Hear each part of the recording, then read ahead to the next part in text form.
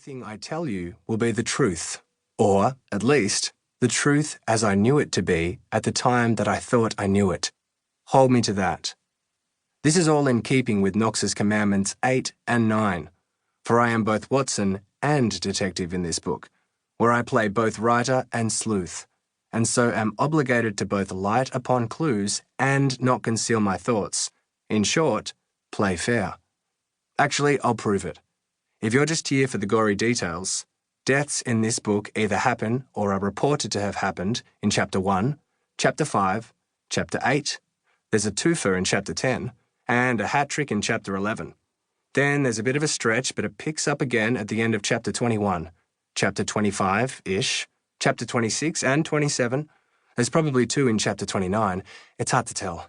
And then 1 each in Chapter 30 and Chapter 40. The first death's in about 5 minutes.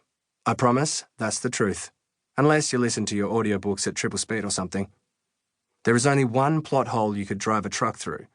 I tend to spoil things. There are no sex scenes. What else? My name would be useful, I suppose. I'm Ernest Cunningham. It's a bit old-fashioned, so people call me Ern or Ernie. I should have started with that, but I promise to be reliable, not competent. Considering what I've told you, it is tricky to know where to start.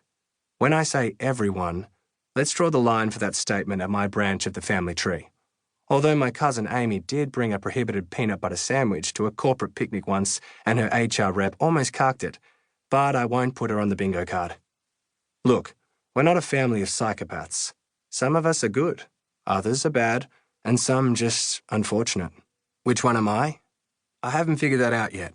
Of course, there's also the little matter of a serial killer known as the Black Tongue, who gets mixed up in all this, and $267,000 in cash, but we'll get to that. I know you're probably wondering something else right now. I did say everyone, and I promised no tricks. Have I killed someone? Yes, I have. Who was it? Let's get started. My brother. Chapter 1. A single beam of light rotating through the curtains told me my brother had just pulled into my driveway. When I walked outside, the first thing I noticed was that Michael's left headlight was out. The second was the blood. The moon had gone, the sun yet to rise, but even in the dark I knew exactly what the dark spots were, flecked on the shattered headlight and smeared alongside a hefty dent in the wheel arch. I'm not normally a night owl, but Michael had called me half an hour before. It was one of those phone calls that, as you blearily read the time, you know it's not to tell you about winning the lottery. I have a few friends who occasionally call me from their Uber home with a roaring tale of a good night out. Michael is not one of them. That's a lie, actually. I wouldn't be friends with people who called after midnight. I need to see you, now. He was breathing heavily. No call ID, from a payphone, or a bar. I spent the next half hour shivering, even in a heavy jacket, wiping circles in the condensation on my front window to better see his approach. I'd given up on sentry duty and retired to the couch when his headlight flicked the back of my eyelids red. I heard a growl as he brought the car to a stop, then killed the engine, but not the electrics.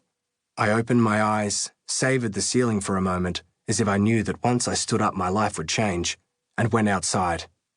Michael was sitting in the car, head on the wheel. I cut the lonely spotlight in half as I walked in front of the bonnet to knock on the driver's window. Michael got out of the car. His face was ash grey. "You're lucky," I said, nodding to his busted headlight. "Ruse'll mess you up." "I hit someone." "Uh-huh." I was half asleep, so only barely registered he'd said someone and not something. I didn't know what people said in these situations, so I thought agreeing with him was probably a good idea. "A guy. I hit him. He's in the back." I was awake now. In the back? "What the hell do you mean in the back?" I said. "He's dead." "Is he in the back seat or the boot?" "Why does it matter?" "Have you been drinking?" "Not much." He hesitated. "Maybe. A bit." "Back seat?" I took a step and reached out for the door, but Michael put an arm out. I stopped moving, said, "We need to take him to the hospital. He's dead."